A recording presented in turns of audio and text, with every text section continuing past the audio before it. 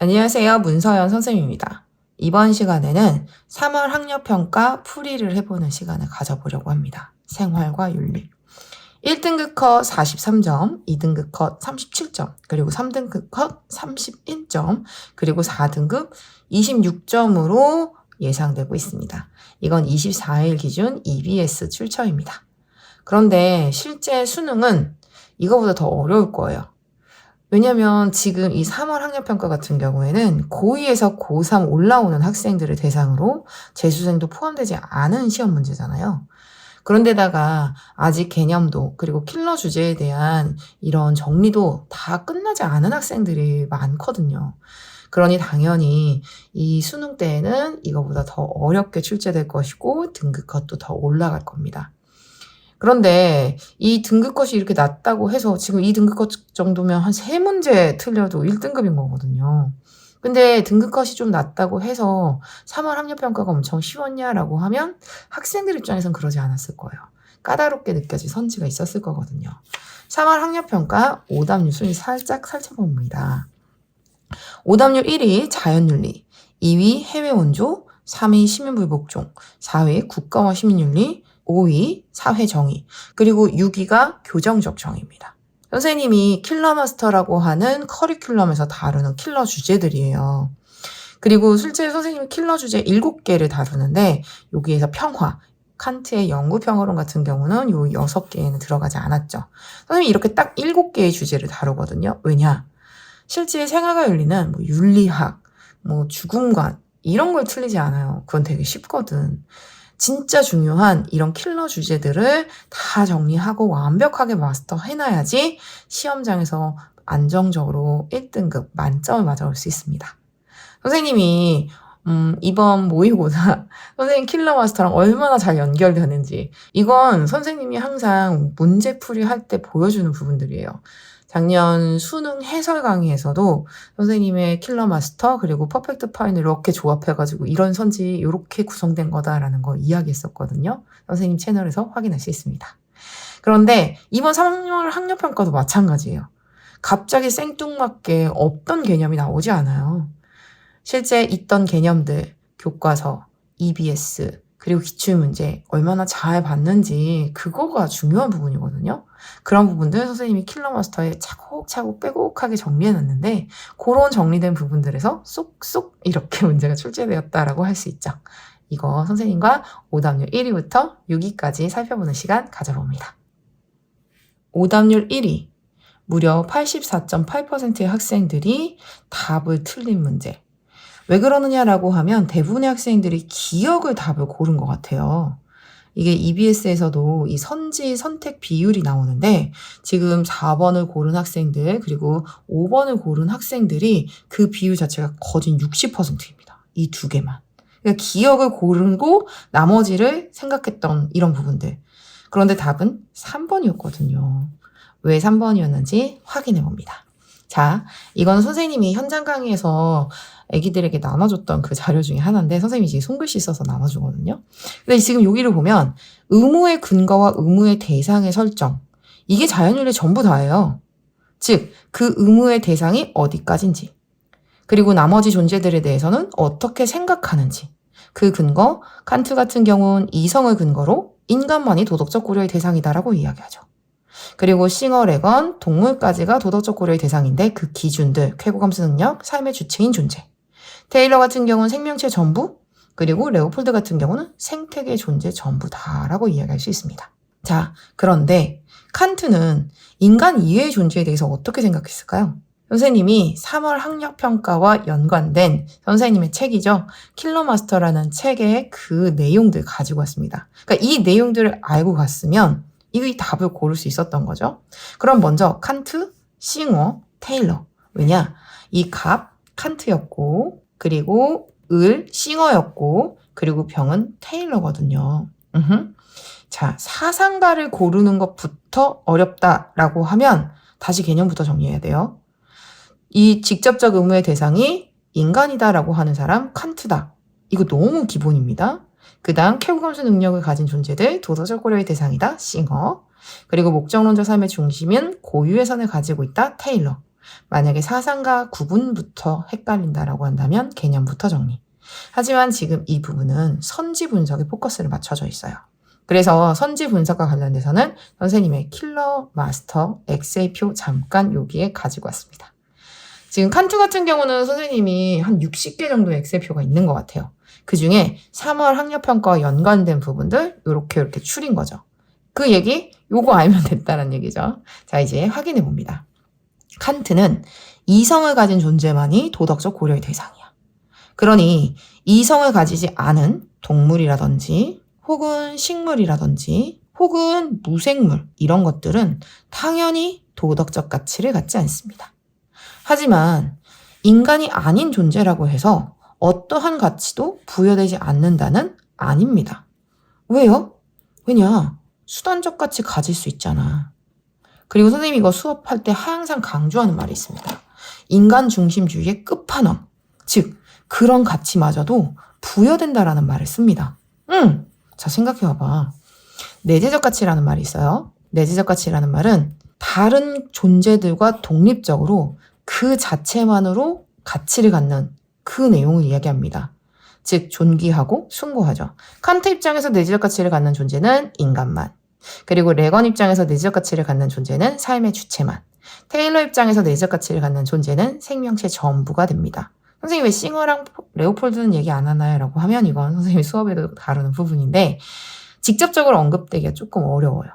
그래서 이게 완전히 없다라고 말하기도 어렵지만 직접적으로 언급되기 어렵다. 레오폴드 같은 경우는 인간이 철학적 가치를 부여함으로써 도덕적 가치가 생긴다라고 하기 때문에 그 자체로서의 가치라는 말에 퀘션 마크가 붙거든요. 근데 교과 과정에서 고등학생한테 그런 것까지 물어보지 않는다는 게 선생님 생각. 그러니 요 두 명을 빼놓고 칸트, 레건, 테일러는 내재적 가치를 갖는 존재의 도덕적 고려의 대상이다라고 볼 수 있습니다. 그런데 칸트, 인간만 내재적 가치를 가지지만 인간 이외의 존재도 수단적 가치를 가질 수 있기 때문에 그리고 그 수단적 가치는 인간에 의해서 부여되지요. 이렇게 말이지. 그러니 수단적 가치 부여될 수 있습니다. 따라서 이게 X가 됩니다. 도덕적으로 무능력한 존재, 즉 인간 이외의 존재죠.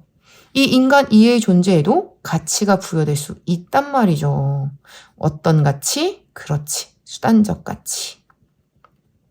자, 그러면 이 수단적 가치, 동물은 인간의 가치 평가에서 독립적인 가치를 지닐 수 있을까요? 다시 얘기합니다. 수단적 가치를 갖는다고 그게 독립적 가치라고 볼 수는 없어요. 인간이 부여해서 생긴 거야. 그러니 얘 없다가 맞는 말입니다. 그러니 얘 요렇게 X, O, 칸트를 알고 갔다라면 요 칸트의 선지를 확인할 수 있었을 겁니다. 우선 칸트, 싱어, 테일러 전부 다 선생님의 킬마 간략하게 보고 갈게요. 자, 싱어입니다. 인간이 아닌 감각이 없는 개체 중. 자, 감각이라는 표현. 쾌고, 감수 능력이죠. 그러니 인간이 아니야. 근데 감각이 없어. 그렇다면 쾌고 감수 능력을 가진 존재가 아닌 나머지 존재들이지. 얘네들 당연히 도덕적 지위 없습니다. 그러니 인간이 아닌 감각 없는 개체 중 도덕적 지위를 지닌 존재는 없다. 맞는 말입니다. 그리고 싱어는 거기서 더 나아가서 이런 이야기를 해요. 만약 한 존재가 쾌고를 겪을 수 없다면 고려해야 할 것은 아무것도 없다라고 말이죠. 그러니까 실제로 이렇게 우리가 고려해주고 도덕적으로 인정해주고 신경 써줘야 되는 건 쾌고 감수 능력을 가진 존재들 뿐 그 이외의 존재에선 실제로 고려할 게 없다라는 말까지 하거든요. 선생님 저는 이런 게 되게 어색한데요 라고 한다면 이거 2021학년도 수능 제시문이었습니다. 잠깐 보고 올까요? 2021학년도 수능 제시문입니다. 선생님이 이 제시문 킬러마스터의 요 뒤에 마지막에 쭉 정리해놓은 이유가 있어요. 원전에서 가장 중요한 원전이 무엇일까요? 모든 학생들에게 주어져 있는, 즉 지금까지 평가원이 각 사상가들마다 중요하다고 생각해서 그 사상가를 대표해서 이렇게 추린 그 제시문이라고 볼 수 있습니다. 그러니 이런 제시문들을 딱 보자마자 어떤 사상가인지 아는 건 당연한 건 거고 그와 더불어 그 말이 무엇을 의미하는지도 파악해야죠. 여기 2021학년도 수능. 쾌고를 느낄 수 있는 능력, 어떤 존재가 이익관심을 갖기 위한 필요 충분 조건이다. 만약 한 존재가 쾌고를 겪을 수 없다면 고려해야 할 것은 아무것도 없다라는 말, 싱어가 됩니다. 당연히 인간과 동물, 도덕적 고려의 대상이죠. 그러니 싱어 입장에서는 동물, 그 중에서도 쾌고 감수 능력을 가진 존재까지만 이렇게 도덕적 고려의 대상으로 보는구나. 자, 어디 한번 확인해 봅니다. 자, 이제 다시 돌아왔습니다. 싱어 같은 경우 쾌고 감수 능력을 가진 존재는 당연히 도덕적 고려의 대상이에요. 그러니 이렇게 이익관심을 고려하지 않는 실험 부당합니다. 당연하죠. 그런데 선생님이 항상 하는 말이 있어요. 싱어는 공리주의자입니다. 그러다 보니까 조금의 고통으로 만약에 큰 효과를 낸다면 그런 경우라면 동물 실험 인정합니다. 그러니 이렇게 동물에게 해를 끼친 행위가 정당화되는 경우가 있지요. 이게 쾌고 감수 능력을 가진 존재들 도덕적 고려의 대상인데 그들에 대해서 당연히 실험하는 건 부당하지만 이건 이제 일반적인 기준이에요. 하지만 예외적으로 동물 실험 인정되는 경우가 있다. 자, 이제 테일러로 넘어갑니다. 모든 생명, 목적론적 삶의 중심에 서 있기 때문에 자기의 고유의 선을 가지고 있다라는 이 말.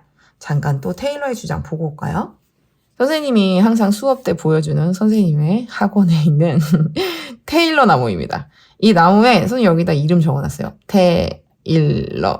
이름 붙여줬습니다. 왜 그러느냐? 자, 선생님이 예전이에요. 이건 한 진짜 몇 년 전 사진이고 이건 작년 사진입니다. 지금 이거보다 더 많이 변했어요. 이건 선생님이 햇빛이 이쪽에 들어오잖아요. 그러니까 얘가 햇빛을 향해서 자라는 거야. 그래서 선생님이 진짜 신경을 안 썼거든요. 어느 순간 너무 이렇게 햇빛을 향해 이렇게 굽어져 있는 거죠. 그래서 이건 너무 심했다. 그래서 이렇게 돌려놓으니까 또 이렇게 햇빛을 향해 자라는 거예요. 지금 이 나무를 보면 이렇게 휘어져 있습니다. 그런데 왜 휘어졌을까요? 누구에게 잘 보이려고? 아니요. 자신의 목적, 즉 생명 증진 활동이라는 이 자신의 생명을 보존하고 발전시키려는 그 목적의 중심에 있기 때문에 이렇게 자라는 거야. 나에게 잘 보이려고, 누군가에게 잘 보이려고가 아니죠. 이렇게 자라던 이 나무는 어느 순간부터 이제 이렇게 자라지 않더라고요. 자신의 이 삶을 이렇게 생명을 증진시키기 위해서는 아마 다른 방식이 필요하지 않았을까요? 여기서부터 다시 자라고 있습니다. 요 위로 자라면 안 된다고 이렇게 요 나무 자체가 이렇게 변화한 거죠. 그러니 이 테일러 나무뿐만이 아니라 동물이 됐든 인간이 됐든 모든 생명체는 각각의 고유한 방식으로 환경 상황에 반응하고 고유의 선을 추구합니다. 그러니 모든 생명체 고유한 선을 가지고 있다. 그러니 내재적 가치를 가진다라고 하는 게 테일러의 입장이죠. 자, 다시 엑셀표로 돌아가 봅니다. 자, 고유의 선, 인동식. 모든 생명체 고유의 선을 가지고 있다고 볼 수 있지요. 그런데 자연의 모든 존재는 아니에요. 모든 존재라면 인동식생, 선생님이 맨날 이야기하는 즉 생태계, 무생물까지 들어가는 거잖아요. 근데 이 무생물은 이렇게 고유의 선을 가질 수가 없어. 생명 증진 활동을 하지 않잖아요. 따라서 얘는 X가 됩니다. 선생님의 킬러 마스터를 통해서 칸트, 싱어, 테일러 간략하게 정리해봤습니다. 이게 그대로 요 선지들의 내용이죠. 선지 확인해 볼까요? 지금 A, B, C, D. A 같은 경우 갑은 인정, 그리고 을, 병은 부정할 질문이 들어가야 되죠. 그리고 B 같은 경우에는 갑은 전혀 상관이 없어요. 을은 인정, 그리고 병은 부정. 그리고 C 같은 경우는 갑과 병은 상관이 없어. 을만 긍정하면 됩니다. 그리고 병 같은 경우는 네, 이렇게 다 상관없어요. 다 상관없고 얘는 여기만 긍정하면 됩니다. 병만. 자, 이제 A부터 골라봅니다. 생명체 중에서 오직 인간만이 가치를 지닌 존재인가라고 이야기를 했었을 때 학생들은 인간만이 도덕적 가치를 가지고 인간중심주의니까 칸트는 맞다고 생각한 거야. 근데 여기서의 가치는 수단적 가치일 수 있잖아. 지금 여기서도 선생님이랑 얘기했잖아요. 그러니 X가 됩니다. 당연히 싱어, 테일러는 당연히 X고요. 그러니 칸트 입장에서도 수단적 가치 가질 수 있지요. 무엇이? 동식물이, 그리고 무생물도. 하지만 다시 얘기하지만 그 가치마저도 인간의 가치평가에서 독립적인 건 아닙니다. 인간이 부여했기 때문에 생기는 가치들이지. 그러니 기억 답이 될 수 없습니다. 자, 이제 니은으로 가볼까요? 인간이 생명을 가진 존재를 차별하는 것은 잘못인가? 라고 이야기를 했었을 때, 자, 칸트는 전혀 상관이 없어요. 그렇다면 이제 싱어입니다. 이 생명이 뭐죠? 인, 동, 식이잖아. 하지만 싱어는 인간, 그리고 쾌고감수 능력을 가진 존재들까지만이 도덕적 고려의 대상이죠. 여기 생명이긴 하지만 식물의 경우는 도덕적 고려의 대상에 포함이 되지 않아요. 그러니 이게 잘못이라고 하지 않습니다. 그러니 요거 싱어가 긍정할 말이 아니기 때문에 X입니다. 그러니 얘 NO. 테일러 같은 경우는 생명은 본래적 가치로는 동등하다고 봐요. 그래서 차별한다라는 말을 테일러가 쓰지는 않을 거야. 하지만 이건 완벽히 싱어를 겨냥한 선지죠. 자, 이제 디귿으로 넘어갑니다. 동물을 이용하는 인간의 행위가 정당화될 수 있는가라고 이야기했을 때 싱어 가능합니다. 왜? 여기 봐봐. 동물에게 해를 끼치는 행위가 정당화되는 경우가 있잖아. 동물 실험 인정한다고 말이죠. 따라서 디귿, 싱어가 긍정할 말입니다. 자, 이제 D, 테일러만 긍정하면 되죠. 개체가 고유의 선을 지녀야만. 자, 고유의 선을 지녀야만이라는 말은 그 개체 생명체이어야지만 이 개념이랑 똑같죠? 당연히 그 의무의 대상입니다. 지금 선생님이 화살표 보낸 게 의무의 대상이야. 인간, 그리고 동물, 식물, 생명체, 고유의 선을 가진 생명체이어만 의무의 대상이지 여기 무생물은 의무의 대상이 들어가지 않지요. 테일러 입장에서. 그러니 테일러 입장에서 긍정할 말. 그러니 디귿과 리을 골라 답은 3번이었습니다. 그런데 이렇게 오답률이 높았던 이유 기억 칸트 때문에. 그런데 이런 식으로 칸트는 동식물도 수단적 가치가 부여될 수 있다라고 봤다라는 거 이번 기회에 기억해 두세요. 자, 이제 다음 문제로 넘어갑니다. 오답률 2위 문제입니다. 오답률 2위 문제는 해외 원조인데 해외 원조 같은 경우에도 좀 까다롭게 출제된 건 사실 맞아요. 학생들 같은 경우에 해외 원조 싱어 같은 경우는 완벽하게 개인이잖아. 이렇게만 접근을 하면 이게 조금 어려운 선지였을 수 있거든요. 어디 한번 확인해 봅니다. 원조의 의무는 절대 빈곤에 처한 사람을 돕는 것이다. 이익평등 고려의 원칙에 따라 빈곤으로 고통받는 사람들에게 원조해야 한다는 사람 싱어죠. 그리고 원조의 의무, 고통받는 사회가 질서 정연한 사회가 될 수 있도록 돕는 것이다. 질서 정연한 사회의 만민은 고통받는 사회들을 원조해야 한다라고 한다면 얘는 롤스가 됩니다. 자, 갑은 싱어, 그리고 을은 롤스입니다. 이것도 선생님의 킬머 가지고 간략하게 한번 정리해 볼게요. 자, 요 내용 먼저 싱어부터 살짝 살펴봅니다. 싱어는 공리주의자예요. 결과를 중시하면서 인류 전체의 이익 최대화를 위한 원조죠. 그런데 그 과정에서 이익평등 고려 원칙은 꼭 나랑 가까운 사람에게는 적용이 되고 나랑 먼 사람에게는 적용이 안 되고 이런 게 아니야. 친소가 상관이 없어요.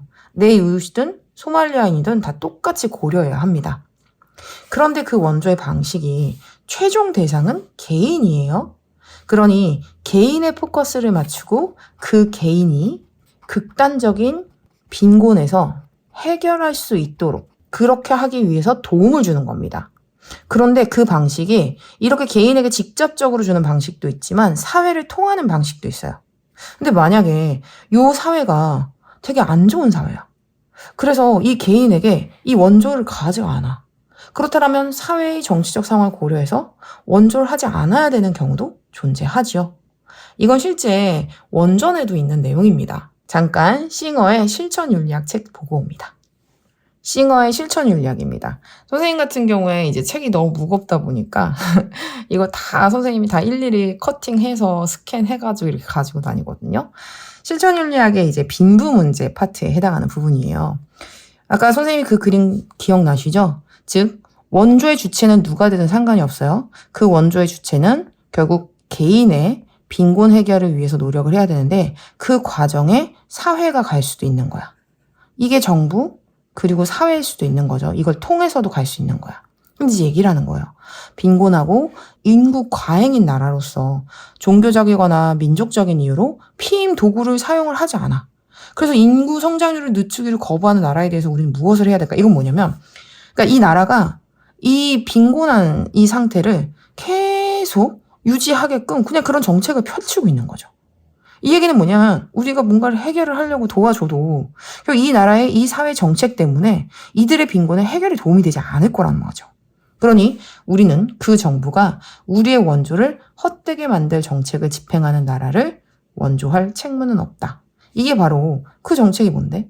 그치? 우리의 원조를 헛되게 만들 정책. 이게 바로 정치적 상황인 거죠. 이런 국가에 대해서는 원조하지 않아도 된다가 바로 싱어의 주장입니다. 다시 엑셀표로 돌아가 봅니다. 싱어, 인류 전체의 이익 증진을 위해 절대 빈곤으로 고통받는 사회의 사람들을 원조해야 합니다. 당연하죠. 너무너무 가난해서 고통을 받고 있어. 먹고 살기도 힘들고 기본적인 욕구조차 해결하지 못하는 경우 당연히 원조해야 합니다. 이거는 의무입니다. 라고 이야기하죠. 그리고 얜 공리주의의 입장으로 접근하지요. 그런데 그 과정에 원조의 결과로 모든 사람이 경제적 이익을 얻는 건 아닙니다. 이익평등 고려의 원칙을 넣어놨다고 그것이 경제적 이익을 모든 사람이 얻는 건 아니거든요. 예를 들어서 선생님이 이제 맨날 선생님의 예시를 들죠. 선생님은 지금 한 10몇 년 동안 후원을 하는 아이가 있어요. 컴패션이라는 기관을 통해서 선생님이 마리아라는 아이를 후원을 하고 있는데 선생님 같은 경우는 매달마다 돈이 빠져나갑니다. 네, 선생님 같은 경우는 경제적 이익을 얻은 건 아니야. 하지만 선생님의 행복은 커졌죠. 마리아는 당연히 경제적 이익을 얻었고 그리고 그로 인해 학교도 다니고 공부도 하고 있습니다. 그래서 선생님은 이제 이거 이야기할 때마다 애기들도 컴패션 통해서 후원할 수 있으면 좋을 거야 이렇게 막 자랑하고 있거든요. 그러니 이 부분들, 경제적 이익을 얻지 않아도 괜찮구나. 이거는 이익평등 고려 원칙이랑 다른 거예요. 그죠? 둘 다의 이익을 다 평등하게 고려합니다. 모든 사람 걸. 그랬을 때 더 큰 효용을 내는 사람들에게 후원해야 되는 거죠. 원조해야 되는 거. 자, 이제 롤스는 어떨까요? 롤스는 고통받는 사회 그 체제, 그걸 바꿔줘야 되죠. 아까 선생님이 싱어 같은 경우는 사람이 그 최종이다라고 이야기했습니다. 이거는 이제 국가가 원조를 하든 사람이 원조를 하든 NGO가 원조를 하든 최종적으로는 빈곤 상태에 있는 사람을 향해 있어요. 그 과정에 사회가 될 수도 있기는 하지만 이걸 결국 통과해서 이 사람이 절대 빈곤을 해결하느냐 안 하느냐 여기에 포커스를 맞춘 거란 말이야. 거기에 비해서 롤스는 그냥 사회 체제 자체가 포커스입니다. 그러니 고통받는 사회가 질서 정연하게 되었다면 더 이상 원조하지 않아도 괜찮은 거죠. 자신의 문제를 합당하게 관리할 수 있는 사회는 원조의 대상이 아닙니다. 그치? 이제 고통받는 사회가 질서 정연한 사회가 된 거죠. 천연 자원이 부족한 빈곤국도 원조의 대상에서 제외 가능합니다. 라고 이야기했을 때 얘는 맞는 말입니다. 왜냐? 롤스 입장에선 자원의 부족이 이게 빈곤의 원인이라고 보지 않아요. 체제가 잘못돼서 그렇단 말이야. 그러니 체제가 잘못된 고통받는 사회. 이런 사회가 만약에 빨강 사회라고 쳐봐요. 이런 빨강 사회야. 그런데 이 고통받는 사회가, 이 동그라미 사회가 질서 정연해 됐어. 그럼 더 이상 원조하지 않아도 돼요. 얘가 자원이 부족하든 부족하지 않든 상관이 없어요. 그러니 자원이 부족하지만 이렇게 질서 정연한 사회라면 얘는 원조의 대상이 아닙니다. 이 고통받는 사회만이 원조의 대상이죠. 그러니 얘 제외 가능 O입니다.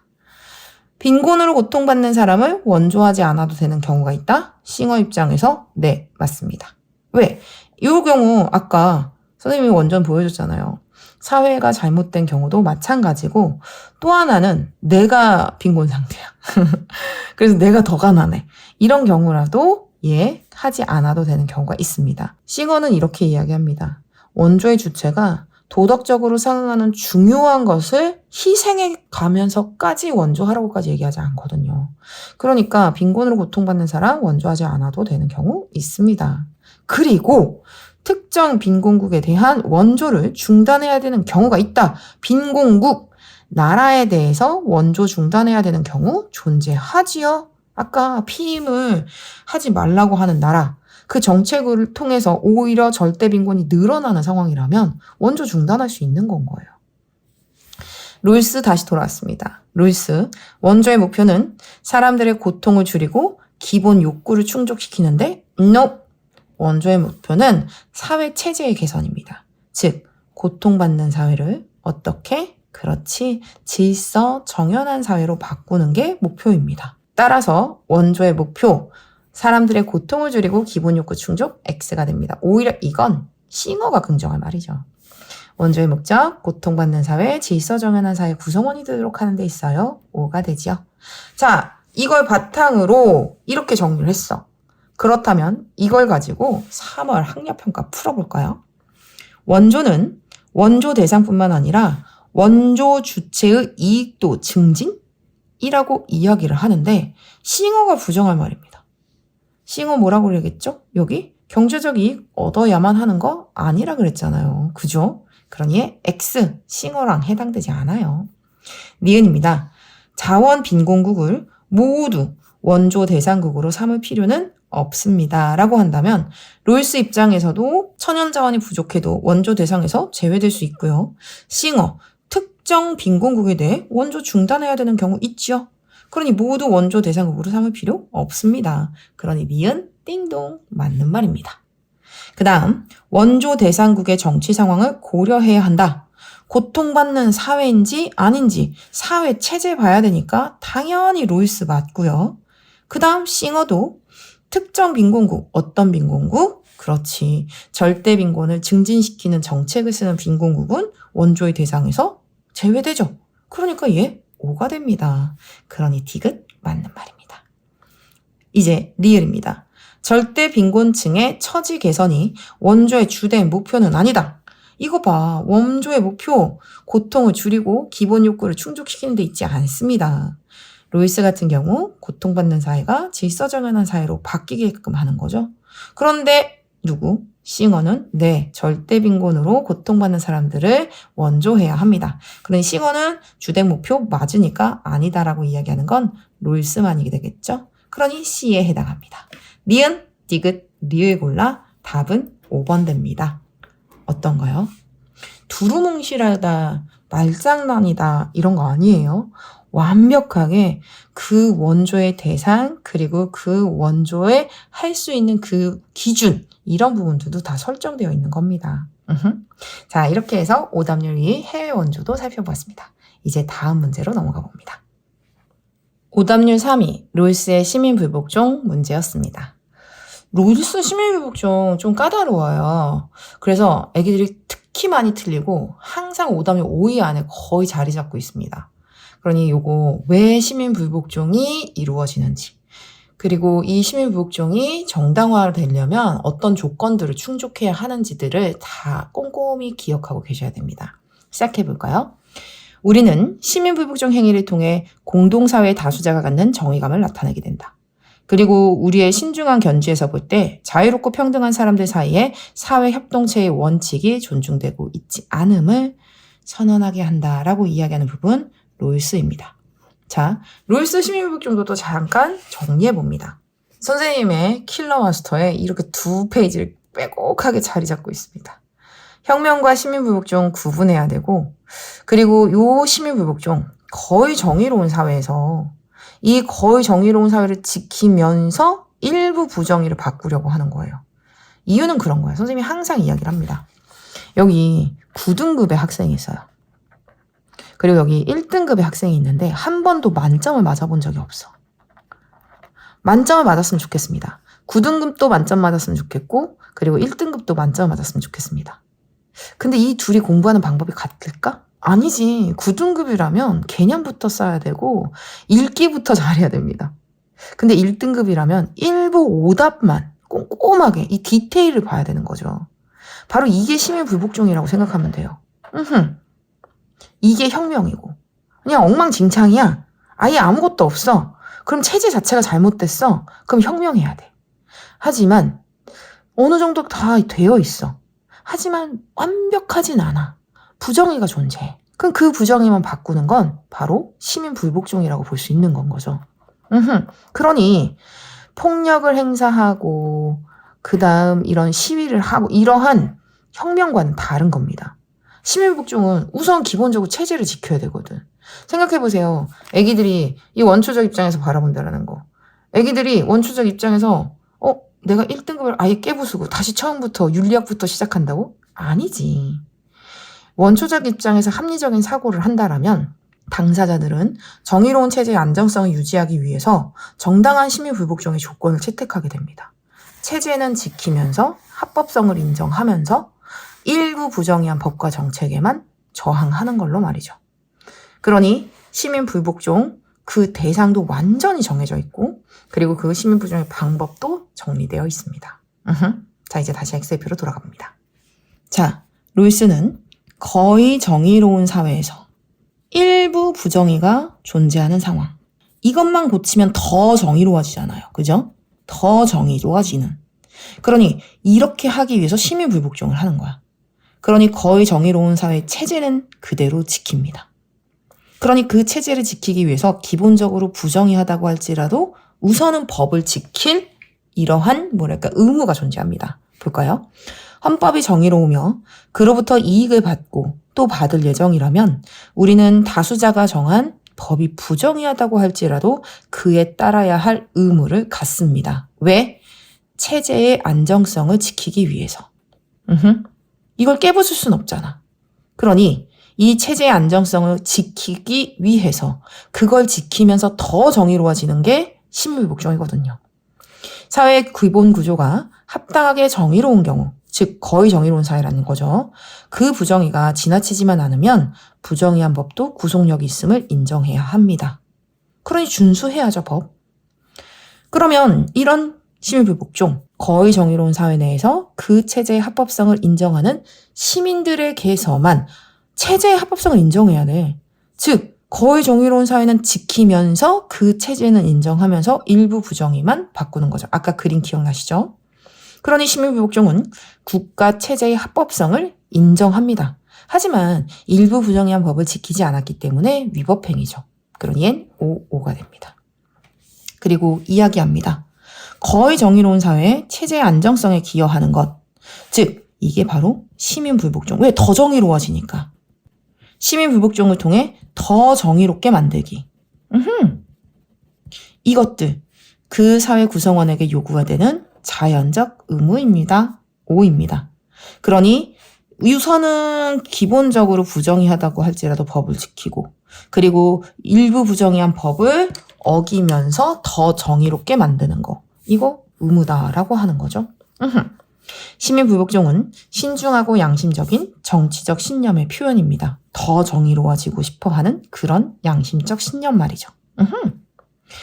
그러니 요 이야기 더 정의로워지기 위하여 대체로 질서 정연한 사회 안에서 정의의 원칙이 어긋나는 법이 심각할 정도로 부정의할 때 우리는 시민불복종을 하는 겁니다.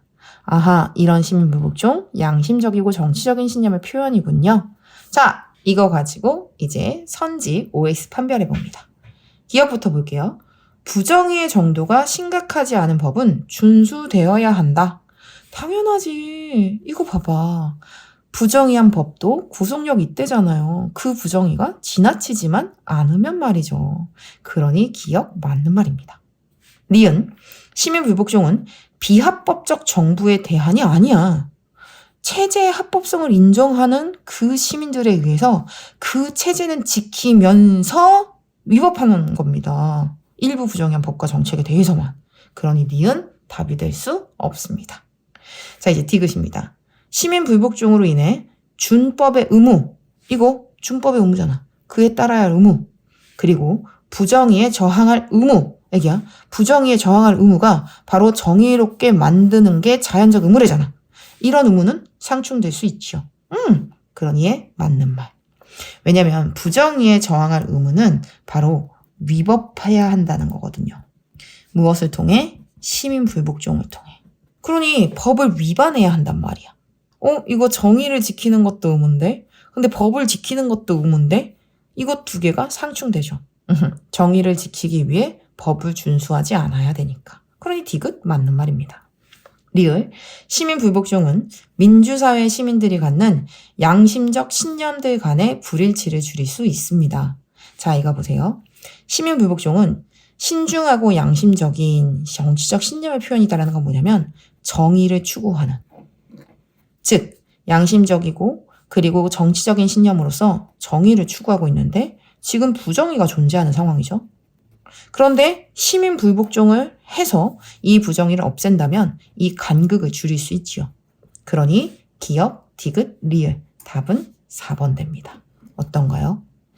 지금까지 선생님이 이제 요 킬러 마스터의 선지들을 보여줬는데 실제 이 킬러 마스터의 선지들은 선생님이 그냥 생뚱맞게 만든 거나 이런 게 아니에요. 다 기출들, 그리고 지금까지 평가원이 제시했던 제시문, 그리고 그런 선지들을 가지고 선생님이 재조합하고 그걸 내용에 맞춰서 정리한 거거든요. 그러니 기출을 정확하게 완벽하게 분석해서 내용을 전부 다 완벽하게 마스터되어 있다면 네, 이런 문제들을 풀기 쉽죠. 자, 이제 5단율 4위로 넘어가 봅니다. 5단율 4위는 국가와 시민윤리입니다. 국가와 시민윤리, 특히 사회계약서 같은 경우에는 요즘에 진짜 중요하게 다뤄지고 있어요. 2021학년도부터 이 생활과 윤리의 전면에 등장을 하기 시작하면서 홉스, 로크, 루소, 그리고 그와 더불어 아리스토텔레스는 항상 빠지지 않고 등장하고 있습니다. 이번에도 리바이어던의 탄생을 이야기하는 홉스, 그리고 자연 상태에서의 평등과 자유 등에 대한 집행권, 즉 권리죠. 이런 부분들을 입법부가 처리할 수 있도록 사회에 양도한다고 하는 로크가 등장했습니다. 만약에 홉스와 로크 구분 자체가 어렵다라고 하면 개념부터 다시 쌓으셔야 돼요. 자, 이제 또 선생님의 킬러 마스터 한번 쭉 정리해보고 돌아와 봅니다. 자, 이제 홉스라는 사람은 자연 상태를 어떻게 봤느냐? 그치. 만인 대 만인의 투쟁 상태로 보았습니다. 즉 전쟁 상태와 같은 거야. 비참한 거야. 그러니 이 전쟁 상태에서 비참한 자연 상태에서 벗어나기 위해서 사회 계약을 맺는다라는 게 홉스죠. 홉스가 보는 자연 상태, 자기 보존을 하기 위해 사람들은 움직입니다. 그런데 그때 폭력은 부정의한 게 아니에요. 왜요? 선생님, 이 투쟁이고 폭력이면 부정이 아니에요? 왜냐? 자연 상태는 정의와 불의의 구별이 존재하지 않기 때문입니다. 이 이야기는 무엇이냐? 자, 선생님이 자연 상태, 세렝게티 고원을 얘기합니다. 이제 여기 토끼 한 마리가 있어. 왠지 세렝게티 고원이랑 토끼랑 안 어울릴 것 같지만 뭔가 이게 토끼라고 쳐봐요. 토끼를 놔두고 치타랑 사자가 싸워. 아니면 뭐 사슴을 놔두고 싸운다고 쳐봐요. 치타가 막 사슴을 혹은 토끼를 먹으려고 막 따라갔는데 사자가 얘가 잡은 이 토끼를 훔쳐가 버렸어. 부정의한 걸까요? 자연 상태에선 정의와 부정의도 존재하지 않습니다. 치타, 사자, 이런 전쟁 상태, 이거 자기 보존을 위해서 토끼를 먹기 위해서 싸우는 전쟁 상태와 같다라고 보는 게 홉스죠. 물론 모든 사람들이 자연 상태를 이렇게 보지 않아요. 홉스가 이렇게 보는 거죠. 아, 자연 상태는 자기 보존을 위해서 움직이는 건 너무나도 당연한 상태이고 그 과정에선 정의와 부정의가 존재하지 않는구나. 홉스, 절대군주인 리바이어던이 사회계약을 통해 탄생됩니다. 이 리바이어던 살짝 보고 옵니다. 인민들은 자신들의 권리를 양도하여 리바이어던을 탄생합니다. 이렇게 리바이어던이 탄생됐을 때 요거 보이시나요? 요거 땡글땡글 이게 다 사람 얼굴이에요. 즉 모든 이 사람들이 전부 권리를 양도를 해가지고 이렇게 리바이어던이 탄생된 거야. 이렇게 리바이어던이 탄생이 됐었을 때 이 사람이 주권자가 됩니다. 이들은 자연 상태에선 주권을 가진 게 아니야. 사회 계약을 통해 리바이어던을 통해 주권자가 탄생된다라고 보는 게 홉스의 기준입니다. 그러니 이 리바이어던은 강력한 힘으로 이기적인 인간들을 통치해야 됩니다. 권력 분립 같은 걸 좋아하지 않아. 이 한 존재자에게 그리고 이 주체에게 완벽히 권력이 집중되어 있을 때 오히려 사회가 안정되고 오히려 사회가 통합된다라고 본다는 게 바로 홉스의 이야기였습니다. 그리고 이건 선생님이 수업할 때 얘기하는 건데 엘리자베스 여왕과도 연결시켜서 설명을 해줘요. 홉스는 무적함대가 쳐들어오고 그런 과정에서 자기는 공포와 쌍둥이로 태어났다는 말을 남길 정도로 나라의 힘이 약하면 되게 불안한 삶을 산다라고 생각을 하는 사람이었어요. 그러니 영국은 절대 왕정을 가지고 강력한 힘을 가져야 돼 라고 주장한 사람이죠. 막 무적함대가 쳐들어오고 막 이러는 과정에서 태어난 홉스 같은 경우 엄마가 되게 일찍 조산한 케이스거든요. 그러다 보니까 나라의 힘이 강하려면 절대군주가 있어야 된다고 생각했던 사람이에요. 이렇게 절대군주 강조하는 홉스. 다시 엑셀표로 돌아갑니다. 이 절대군주 리바이어던 모든 사람의 힘과 수단을 임의로 사용할 수 있습니다. 그러니 입법부와 행정부를 분리할 수 없습니다. 당연하죠. 절대군주, 권력은 분립될 수 없습니다. 절대군주. 국가 구성원, 인민들이죠. 법을 따르기만 하는 것일 뿐 제정할 수는 없습니다. 법의 제정자는 주권자인 절대군주 리바이어던이거든. 그럼 얘는 X가 됩니다. 자, 로크는 사회계약을 왜 할까요? 라고 이야기를 하면 원래도 이 자연 상태에서도 기본권은 존재하는 걸로 봅니다. 다만 이 기본권이 제대로 지켜지지가 않으니까 이것을 더 확실하게 지키고 보존하기 위해서 사회계약을 맺는다고 보는 거죠. 개인은 자산을 안전하게 향유하고 평화롭게 생활하기 위해서 원래 재산을 가지고 있어. 그리고 그들의 권리, 이 재산에 대한 권리도 원래부터도 있었어요. 재산권. 이것을 보호하고 이것을 오히려 더 안전하게 향유하기 위해 정부를 조직합니다. 그리고 그 과정에서 국가 권력은 입법권과 행정권으로 분할해야 한다라고 하는 권력 분립을 주장합니다. 이유는 로크의 입장에서는 절대군주가 자의적으로 권력을 행사할 때 오히려 권리가 제대로 지켜지지 않는다고 보는 입장이었기 때문에 권력 분립을 주장했습니다. 그러니 얘 O가 됩니다. 자, 이제 다시 또 홉스. 전쟁 상태로부터 벗어나 자연권을 보호하기 위해서 개인들은 사회적 동의를 통해 얘 절대적 권력을 수립한다라고 이야기하는 부분들 맞는 말입니다. 사회 계약론. 그럼 선생님, 지금 여기 로크도 기본권이 있고요. 그리고 홉스도 자연권이 있는데 그러면 홉스도 재산권이나 이런 걸 인정하나요? 라고 했었을 때 이 권리에 대해서 기준이 달라요. 홉스 같은 경우 이 자연권은 자기 보존의 권리라고 봐야 돼요. 하지만 로크 같은 경우 이 자연 상태의 기본권에 이렇게 재산권도 들어가는 거지. 자, 이제 그리고 다음으로 넘어갑니다. 시민은 계약을 통해 사회를 만들었습니다. 그런데 계약 파기를 통해 언제든지 조건자를 교체할 수 있을까요? No! 불가합니다. 왜냐? 적극적 저항을 불가하다고 생각하기 때문입니다. 권력을 교체하는 이런 부분들은 불가하다라고 볼 수 있습니다. 그러니 얘 X가 되죠.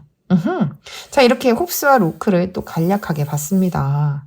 이 부분 또 선지 OX 판별해 봅니다. 자, 이제 홉스예요. 공통 권력이 없는 곳에는 정의나 불의가 존재하지 않는다. 답 1번 끝. 띵동. 이거 봐. 자연 상태에선 정의와 불의의 구별이 존재하지 않는다잖아요. 그냥 바로 이거죠. 그러니 답은 1번이 됩니다. 자, 이제 2번. 군주는 사법권과 분쟁의 해결권은 같지만 입법자는 아니다. 무슨 말이야? 절대군주? 이 절대군주가 모든 힘과 수단을 임의로 사용합니다. 더군다나 입법권은 절대군주에게만 있죠. 국가 구성원은 법을 제정할 수 없어. 그러니 얘 X가 됩니다. 자, 이제 3번. 개인의 재산 보존은 시민사회의 주된 목적이 될 수 없다? 왜 될 수 없어? 이거 봐봐. 재산을 안전하게 향유하고 평화롭게 생활하기 위해서 정부를 조직한대잖아. 그러니 얘 X가 됩니다. 4번. 권력 분립에 의한 통치는 사회계약에 부합하지 않는다? NO! 로크는 입법권과 행정권을 분할해야 한다는 권력 분립을 주장합니다. 그러니 얘 X입니다. 자, 이제 갑과 을. 군주의 자의적인 권력 행사는 정권 교체로 이어진다라고 이야기를 했었을 때 로크는 가능할 수 있어요. 하지만 홉스가 해당되지 않습니다. 홉스는 주권자 교체할 수 없으며 그리고 정치 권력에 대한 적극적인 저항은 정당하다고 보지 않습니다. 그러니 5번도 답이 되지 않죠. 선생님이 실제 이 자연윤리나 그 다음에 사회정의 파트 같은 경우는 그 출처 자체가 대부분 다 생활과윤리 평가원이에요. 근데 지금 여기 보시면 알겠지만 국가와 시민윤리 같은 경우는 윤리와 사상이라든지 EBS를 기준으로 선생님이 되게 많이 킬러마스터의 선지들을 구성했습니다. 이유는 이게 2021년에 들어왔잖아요. 그리고 이제 2022년, 2023년, 3년 동안 시험을 본 거야. 축적된 문제도 별로 많지가 않죠. 그러다 보니까 이 문제가 딱 등장하면 아이들이 되게 당황하는데 실제 이 내용은 이렇게 EBS나 윤사의 가벼운 정도를 알고 있으면 되게 풀기가 좋거든요. 이렇게 킬러마스터로 정리하고 문제 풀어보니까 되게 쉽죠. 자, 이렇게 해서 4위 국가와 시민윤리도 마무리 지었습니다. 자, 이제 오답률 5위로 넘어가 봅니다. 오답률 5위는 사회정의 파트입니다. 사회정의 파트 같은 경우에 작년 수능에서는 오답률 2위였어요. 그리고 이번에는 오답률 5위죠. 언제나 오답률 5위 안에 거의 자리 잡고 있습니다. 그리고 최근 들어서 평가원 그리고 학력평가도 계속 롤스와 노직에만 포커스를 맞춰 사회정의를 내고 있어요. 그래서 더 딥해지고 더 디테일해지고 있어요. 자, 이제 사회정의. 모든 사람들의 취득과 이전, 교정의 원칙에 의해 자신의 소유물에 대해 소유 권리를 가져야 된다. 소유 권리는 과거의 상황이나 과거의 행위에 근거하므로 분배적 정의는 역사적 원리에 따라야 된다는 사람, 노직의 이야기. 원초적 입장에서 채택되는 정의의 원칙에 따라 기본적 자유에 대해 동등한 권리를 지녀야 된다라고 이야기하는 사람, 롤스가 됩니다. 재산과 소득의 분배가 균등할 필요는 없지만 모든 사람에게 이익이라고 이야기하는 부분이죠. 자, 이제 노직과 롤스를 확인했습니다.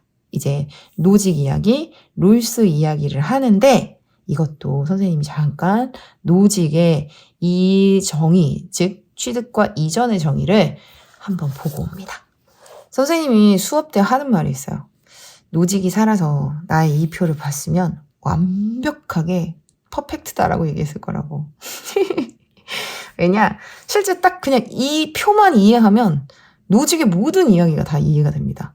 진짜 선생님이 영혼을 갈아 넣어서 만들었거든요.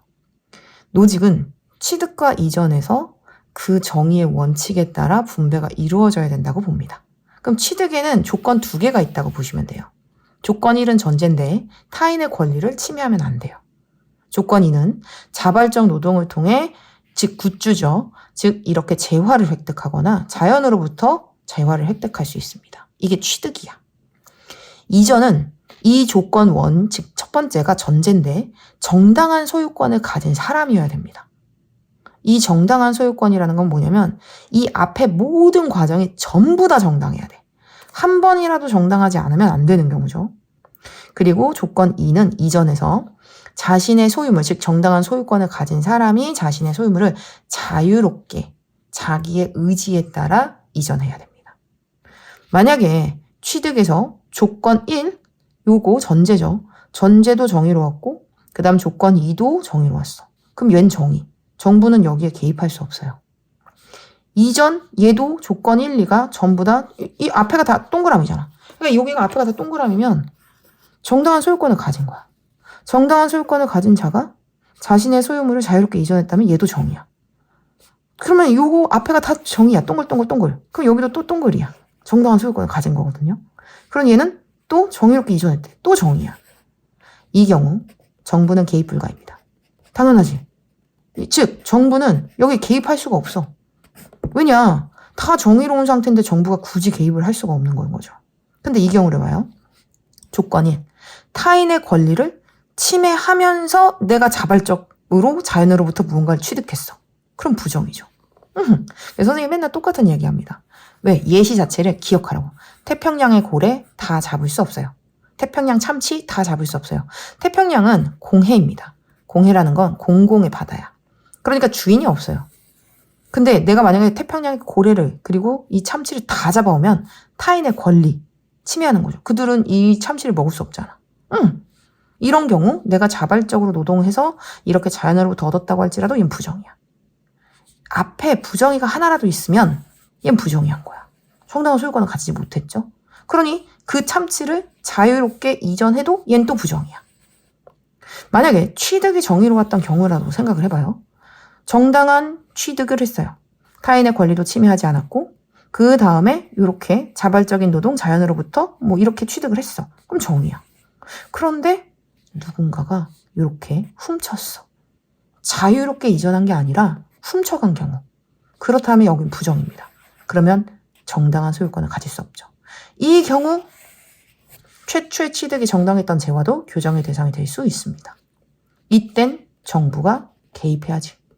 즉 정부는 이때 부정의를 개선하기 위해, 교정하기 위해 이렇게 개입해야 됩니다. 자, 만약에 자유롭게 이전한 재화만 나왔다면 어떨까? 이 확정 불가. 왜냐? 앞에가 어떤지 모르잖아. 그러니 자유롭게 이전된 모든 재화는 정당하다는 NO! 모든 재화 NO! 정당할 수도 있어요. 앞에가 다 정당하다면. 하지만 앞에가 부정이라면 얜 정당하지 않겠지. 이게 바로 선생님이 한 장으로 완벽하게 만들어낸 노직의 취득과 이전 그리고 교정의 정의의 원칙입니다. 아, 너무 잘 만들지 않았나요? 이거 가지고 어디 한번 엑셀표 정리해봅니다. 노직, 사회적 유용노동이나 도덕적 공과에 따른 분배 원리는 비정형 정의다? 아니요, 정형적입니다. 아, 이건 또 안 하고 왔네요. 다시 한번 또 볼게요. X, 왜 이걸 정형이라고 하는지. 노직은 자신의 소유권 이론을 비정형적 정의의 원칙이라고 봅니다. 왜 그러느냐라고 하면 정형적 분배의 원리와 비교할 수 있어요. 물론 이 사람들이 난 정형적 분배야 라고 얘기한 건 아니야. 하지만 노직이 롤스를 비판하면서 노직이 공리주의를 비판하면서 하는 말이죠.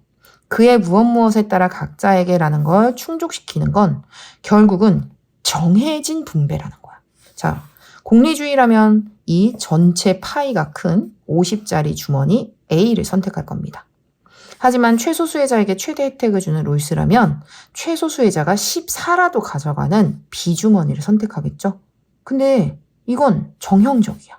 끼워 맞춰야 돼. 즉 롤스 입장에서는 무조건 B를 선택할 수밖에 없고 공리주의 입장에서는 무조건 A를 선택할 수밖에 없죠.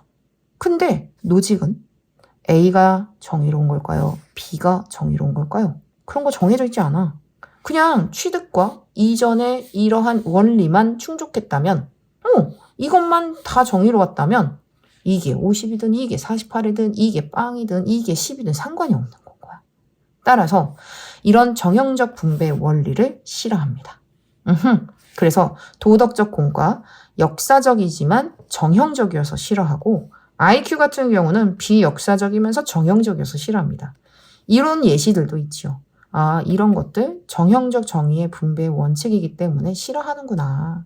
다시 또 엑셀표로 돌아가 봅니다. 분배받는 사람의 도덕적 공과를 기준으로 삼는 분배는 정의의 원리에 어긋나지요. 당연하지. 왜? 노직이 생각하는 정의의 원리는 취득과 이전 그리고 교정의 원리거든요. 그러니에 O입니다. 자, 노직입니다. 재화는 개인의 자유로운 선택에 의해서만 이전될까요? 아니요. 아까 자유롭지 않게 약탈된 경우 있었잖아요. 그러니 얘 X입니다. 재화는 강제적 약탈을 통해서 이전되기도 합니다. 당연히 이때는 부정이겠지. 이런 부정이 현실에서 등장합니다. 왜? 현실의 역사는 강자가 약자의 소유물을 빼앗아온 역사이거든요. 그러니 역사 속에서 부당하게 발생한 이전들의 보상, 이것이 교정이죠. 이렇게 교정이 이루어지게 해야 합니다. 정부 개입할 수 있어요. 교정할 때. 롤스입니다. 최소 수혜자에게 이익이 되고 최소 수혜자에게 이익이 된다라는 거 차등의 원칙이죠. 그리고 지위와 직책의 기회에 공정하게 함으로써 이것이 바로 기회 균등의 원칙이죠. 이렇다고 재산 및 소득의 균등을 추구하는 건 아닙니다. 이를 통해 정의로운 분배를 추구하는 거지. 즉 공정한 분배 말이죠.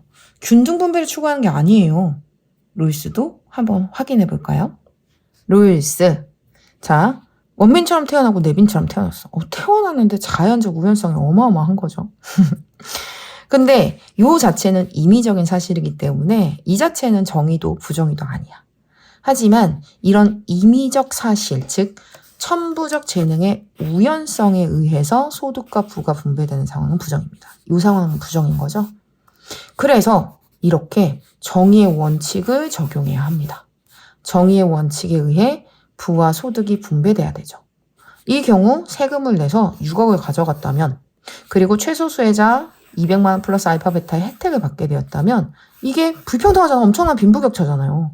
하지만 이건 정의로운 건 거야. 즉, 사회적, 경제적 불평등 허용해도 분배적 정의가 실현 가능하지요. 이 부분은 바로 요거와도 연결되어 있습니다. 원초적 입장에서 최소 수혜자에게 최대 혜택을 주게끔 만장일치를 통해 정의의 원칙이 만들어졌어요. 그런데 이 정의의 원칙, 1원칙과 2원칙이 있죠. 1원칙은 평등 분배에 대한 이야기입니다. 즉, 무엇을? 기본권에 대한 평등 분배. 하지만 2원칙은 사회적 그리고 경제적 불평등에 대한 정당화 조건입니다. 차등의 원칙, 기회균등의 원칙을 적용하였고 이것이 지켜졌다면 사회적 경제적 불평등 허용해도 분배적 정의는 실현 가능합니다. 자, 다시 돌아가 볼까요? 지위와 직책의 기회를 공정하게 함으로써, 즉 정의의 원칙을 지킴으로써 정의로운 분배가 이루어지는 것이지 이렇게 균등 분배하는 거 아니에요. 이렇게 정의의 원칙이 이루어지는 사회, 바로 재산소유 민주주의라고 생각했습니다. 재산소유 민주주의, 시장경제 체제를 구비하고 있으면서 평등한 기본적 자유, 즉 정의의 1원칙이죠. 그리고 공정한 기회균등, 정의의 2원칙이죠. 이런 부분들을 중심으로, 이런 걸 이유로 자본 소비의 분산을 시도합니다. 롤스와 관련하여 2019년 제시문으로 등장했던 이야기. 즉, 롤스가 복지국가를 비판하면서 추구한 재산소유 민주주의 국가죠. 나라 체제는 이래야 된다라고 말이죠. 그러면 노직은 어떤 국가를 강조했느냐? 국가는 범죄로부터 시민을 보호하고 계약 이행을 감시하는 최소국가여야 한다라고 봤습니다. 아하, 노직은 최소국가, 롤스는 재산소유 민주주의를 추구했구나라고 확인할 수 있습니다. 자, 이제 선지 분석해볼까요? 자, 기억입니다. 도덕적 공과에 따른 분배는 분배적 정의에 위배됩니다. 당연하지. 왜? 도덕적 공과 정형적이거든. 그러니 정의의 원리에 위배되지요. 띵동. 기억 맞는 말입니다. 그 다음 니은. 취득과 이전의 원칙을 통해서만 재화가 양도되는 것은 아니죠. 이거 봐봐. 강제적 약탈을 통해서도 옮겨간다라고 하잖아요. 이전된다고 말이지. 따라서 얘 맞는 말입니다. 그 다음 디귿. 공정한 절차를 따르면 부의 균등한 분배가 보장된다. 롤스 노직 모두 절차적 정의를 이야기합니다. 노직의 절차적 정의는 취득과 양도의 절차라면 롤스의 절차적 정의는 원초적 입장에서의 합의를 따르는 거죠. 합의의 원칙 따르기. 즉 이렇게 정의의 원칙을 따르라고 말이지. 그렇다고 균등 분배가 보장되는 게 아니에요. 그리고 균등 분배를 추구하지도 않아. 그러니 디귿 답이 되지 않습니다. 리을입니다. 국가는 불의한 분배를 교정하기 위해. 그렇죠. 재산소유 민주주의도 최소 국가도 전부 다 이렇게 개입할 수 있습니다. 그러니 기억, 니은, 리을 골라 답은 4번입니다. 자, 이제 마지막 오답률 6위 문제로 넘어가 봅니다. 오답률 6위 교정적 정의였습니다. 자, 교정적 정의 하는 순간 애기들 머릿속엔 4명의 사상가가 떠올라야 됩니다. 누구? 칸트, 루소, 벤다, 베카리아. 자, 어떤 사상가인지 확인해 봅니다. 법은 강제 권한과 결합되어 있다. 오직 법정의 심판대 앞에서 이루어지는 보복법. 이거 동해보복을 강조하는 누구죠? 그렇지, 칸트죠. 이 보복법만이 형벌의 질과 양을 명확하게 제시할 수 있다. 자, 이제 을입니다. 법은 개개인의 특수의사의 총체인 일반의사를 대표한다. 그런데 자신의 생명을 빼앗을 권능을 타인에게 양도할 자는 없다. 사형은 권리일 수 없다. 사형 대신 종신노역형을 강조하는 베카리아입니다. 법은 일반의지의 반영이다. 법이 규정한 사회적 권리를 침해하는 악인은 모두 조국의 반역자가 되며 그의 보조는 국가의 존립과 양립할 수 없다. 즉 사회계약을 파기한 범죄자, 살인자 어떻게 사형으로 처해야 된다라고 이야기하는 사람 루소가 됩니다. 칸트, 베카리아, 루소. 자, 이것도 어디 한번 엑셀표 확인해 볼게요. 사형은 살인범의 인간으로서의 존엄을 지켜주는 형벌입니다. 왜냐? 인간은 책임지는 존재잖아. 즉 자기가 한 일에 책임을 진다라는 건 인간으로서 존엄성을, 가치를 인정해 주는 건 거야. 그러니까 너가 한 일에 책임지게 해줄게. 인간으로서의 존엄을 지켜주는 거죠. 5가 됩니다. 인격적 대우라고 이야기할 수도 있어요. 자, 형벌은 처벌받아야 할 행위를 의욕함에 대해서 응분에 보복하는 겁니다. 자, 어디 한번 확인해 볼까요? 자, 요 범죄자가 있어. 이 범죄자가 살인을 저질렀습니다. 이 A 행위를 의욕하다. 여기서 의욕하다는 의지를 가지고 욕구하다라고 생각하시면 돼요. 내가 원했다라고 본 거죠. 이 범죄자는 A 행위를 의욕했습니다. 그리고 정의는 얘를 처벌해야지 B 행위를 의욕했다라고 표현할 수 있어요. 그럼 자 보자. 이 A 행위, 범죄자가 한 건 범죄죠. 범죄자가 한 건 처벌받을 행위죠. 정의는 처벌을 의욕하겠죠. 정의는 범죄에 상응하는 보복을 의욕할 겁니다. 그렇게 보복법을 통해 평등의 원리에 따라 형벌이 부과돼야 된다고 생각하는 게 바로 칸트죠. 그러니 형벌, 처벌받아야 할 행위를 의욕함에 대해 응분의 보복을 가하는 것이다. 맞는 말입니다. 자, 이제 루소입니다. 범죄에 상응하는 형벌의 부과는 사회계약에 근거해야 합니다. 당연하지. 사회계약설이잖아, 이 사람. 근데 이 범죄자, 즉 살인자, 이 살인자는 자기가 계약을 파기한 사람이야. 그러니까 이 사람은 공공의 적으로 사형 당해야 된다고 생각하는 게 루소죠. 사회계약을 파기한 살인범, 사형에 처해야 합니다. 그에 비해 베카리아는 다르게 이야기하죠. 형벌은 지속성보다 강도가 아니라 강도보다 지속성이 강조됩니다. 지속성이 훨씬 더 큰 영향을 준단 말이야. 따라서 얘 X야. 강도가 아니니까. 그러니 사형은 강도는 엄청 강해. 하지만 지속성이 별로 없어. 사형보다 지속성이 긴 종신노역형으로 형벌을 부과해야 한다라고 이야기하는 게 베카리아죠. 왜 그러면 이런 지속성이냐라고 하면 인간의 행동을 규제하는 것은 그가 알고 있는 고통의 반복적 인상. 계속 보여줘서 고통스러운 이 광경을 계속 보여줘서 하지 않게끔, 즉 범죄를 일으키지 않게끔 하는 게 중요하구나. 그런 형벌 강도보다 지속성이 중시됩니다. 자, 칸트입니다. 칸트는 그냥 인간으로서 자기가 한 일에 대해 책임지는 거야. 그러니 이를 통해 다른 사람들이 범죄를 일으키지 않게 하거나 이런 게 아닙니다. 그러니 형벌은 사회적 선을 촉진하기 위한 수단으로 가해질 수 없습니다. 그냥 자기가 한 일에 대해 책임져야 합니다. 즉, 죄를 지었다는 이유만으로 그냥 처벌받아야 돼. 그러니 응분의 보복이라고 표현하는 거야. 형벌은 다른 목적을 위해서가 아니라 형벌을 받아야 할 행위, 즉 범죄를 범했기 때문에 가해져야 한다고 보는 겁니다. 5가 되죠. 자, 이렇게 교정적 정의와 관련된 킬러 마스터도 한번 확인해 봤습니다. 이제 이거 가지고 문제 풀어볼게요. 자, 칸트가 A 그리고 F라면 칸트가 베카리아, 루소에게 하는 말입니다. 사형은 살인범의 인간 존엄성을 훼손한다? 이거는 간과하다 앞에서 끊어주고 화살표를 보내는 사람은 긍정하고 받는 사람은 부정할 말에 대해서 간과하다라고 해야 돼. 근데 칸트 자체가 부정이야. 그러니 이거 1번 답이 될 수 없죠. 당연하죠. 그 다음 2번입니다. 범죄자는 형벌을 받아야 할 행위를 원했기 때문에 형벌을 받는 것임을 간과한다. 라고 이야기를 하면 이건 칸트가 강조하는 말입니다. OX로 가야 되는데 얘 답이 될 수 없죠. X가 됩니다. C. 루소가 베카리아에게 하는 말인데 루소가 베카리아에게 사형은 사회계약을 통해 성립될 수 없지만 정당한 형벌임을 이라고 이야기를 할 때 NO! 왜? 우선 루소는 사회계약을 통해 성립될 수 있다. 그러니 얘 없지만이 틀렸고 베카리아 같은 경우는 정당한 형벌이라고 보지 않죠. 둘 다 XX입니다. 4번입니다. 형벌의 지속도보다 강도가 범죄 예방에 효과적임을 간과한다. 베카리아가 루소에게 하는 말인데 NO! 왜? 강도보다 지속도가 더 중요합니다. 베카리아는. 그러니 X죠. 자, 이제 5번입니다. 루소가 칸트에게 하는 이 말이에요.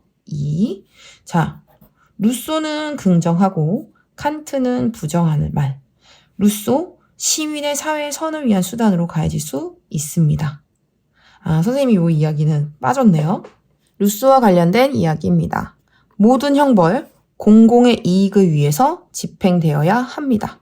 즉, 왜 그러느냐?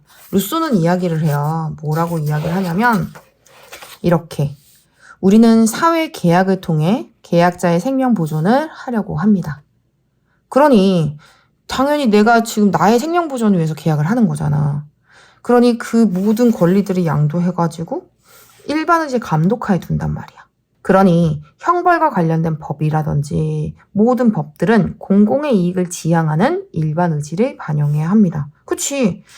이 사람들이 자신의 권리를 양도해서 생명을 보존하고자 이 일반 의지 감독하에 들어가는데, 그러니 이 일반 의지 공공의 이익을 지향하죠.